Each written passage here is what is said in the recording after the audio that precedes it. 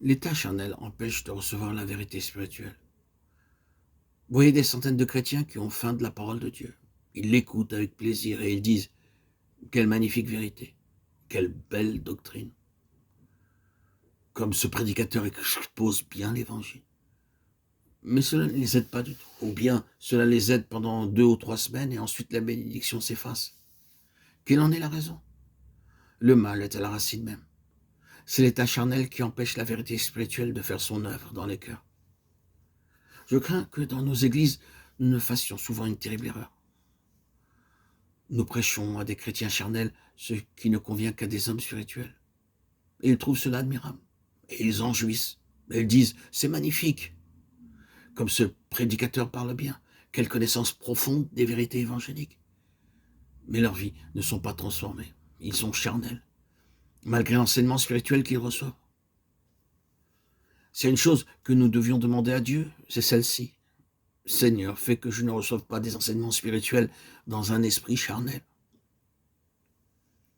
La seule chose qui puisse vous prouver que vous avez reçu une bénédiction, c'est que vous vous trouviez transporté de l'état charnel à l'état spirituel.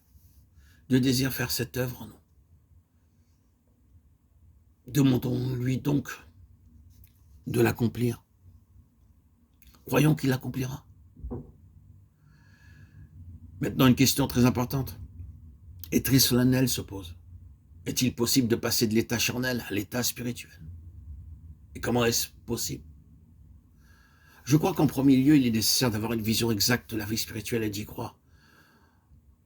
Le fond de nos cœurs est tellement rempli d'incrédulité, sans que nous nous en rendions compte, que nous avons de la peine à accepter l'idée que nous pouvons devenir des hommes spirituels immédiatement. Nous ne le croyons pas.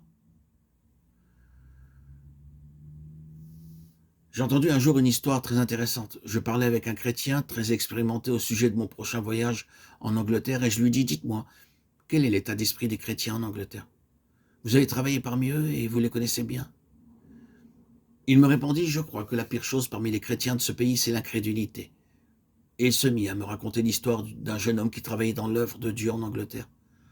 Ce jeune homme possédait des dons remarquables et mon ami ne pouvait comprendre pourquoi, avec de tels dons, il n'obtenait pas davantage de bénédictions.